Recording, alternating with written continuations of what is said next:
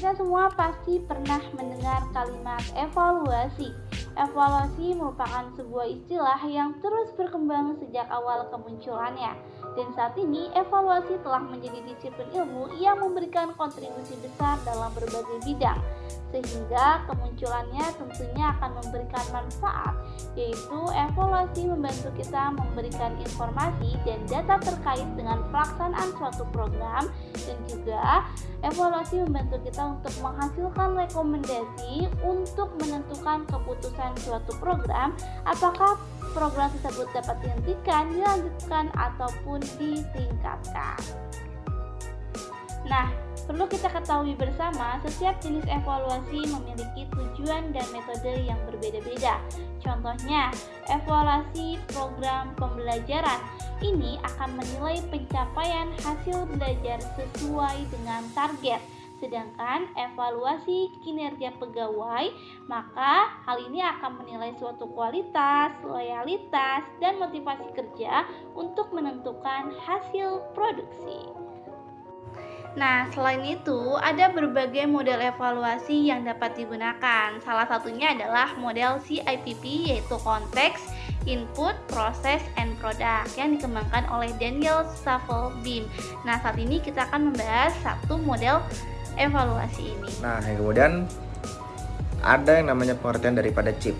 CIP merupakan singkatan dari Context Evaluation atau evaluasi terhadap konteks, Input Evaluation atau evaluasi terhadap masukan, proses evaluasi, evaluasi terhadap proses, dan produk evaluation, evaluasi terhadap hasil. Nah, keempat singkatan ini disebut CIP, karena itulah yang menjadi komponen-komponen evaluasi. Nah, model evaluasi CIP ini dikembangkan oleh staf BIM dan Sinfield pada tahun 1985 dan telah mengalami beberapa revisi sejak saat itu. Oke teman-teman, evaluasi program ini bukan hanya tentang menilai hasil akhir loh. Ada 4 komponen utama yang perlu ditelaah. Pertama, yaitu konteks. Konteks ini bertujuan untuk memahami lingkungan program seperti tujuan, kebijakan, dan kondisi sosial ekonomi. Nah, hal ini berguna untuk menjawab pertanyaan apakah program ini sesuai dengan kebutuhan masyarakat. Selanjutnya yaitu input. Input itu menilai sumber daya program seperti anggaran, personil, dan fasilitas. Hal ini untuk menjawab pertanyaan apakah sumber daya program cukup untuk mencapai tujuan. Selanjutnya yaitu proses, teman-teman. Proses bertujuan untuk menganalisis cara program dijalankan, termasuk strategi, aktivitas, dan interaksi.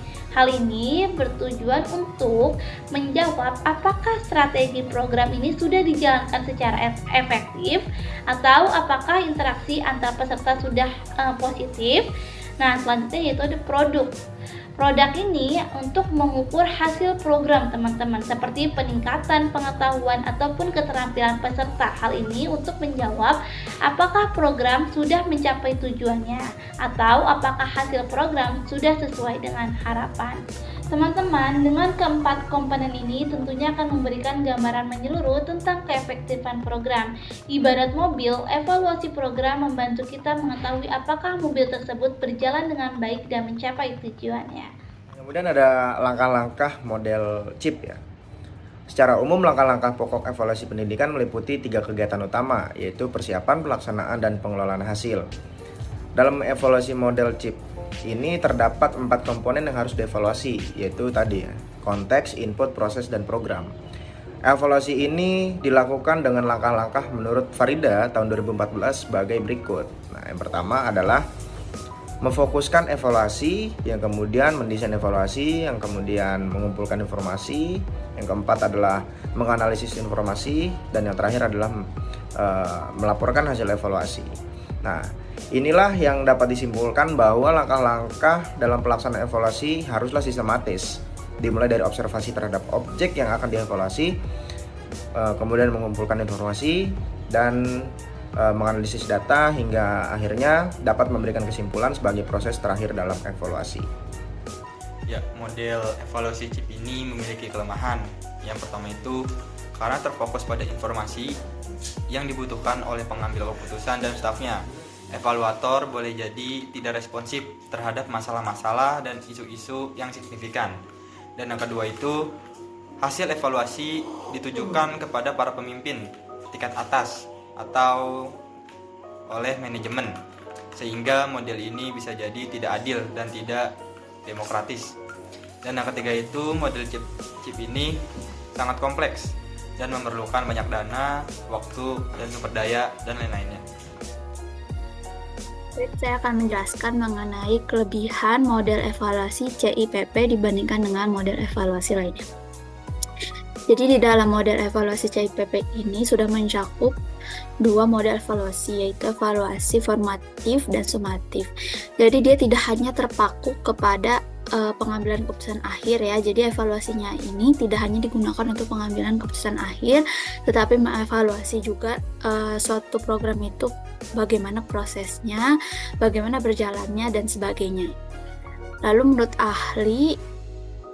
menurut Eko Putro-Widoyoko, seperti yang tadi saya bilang, model evaluasi CIPP ini lebih komprehensif. Dia juga mencakup konteks, masukan, proses, dan hasil gitu teman-teman. Mungkin segitu dari saya. Terima kasih.